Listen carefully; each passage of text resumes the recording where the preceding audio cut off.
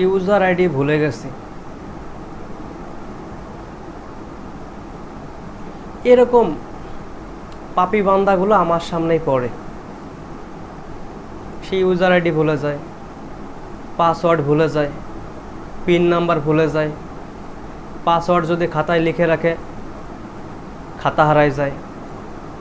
Password যদি, pin number যদি মোবাইলে লিখে রাখে, মোবাইল হারায় যায়। কি বলবো, কত রকম সমস্যা। যদি পাসওয়ার্ড আর পিন নাম্বার পর্যন্ত যদি সীমাবদ্ধ থাকতো, তাহলে আপনার আইডিটা ব্যাক আনা সম্ভব হতো।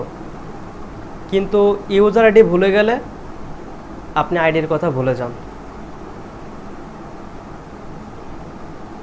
এখন সমাধান একটাই, নতুন করে একটা আইডি খোলেন, আবার ব্যবসা শুরু করেন, নতুন করে শুরু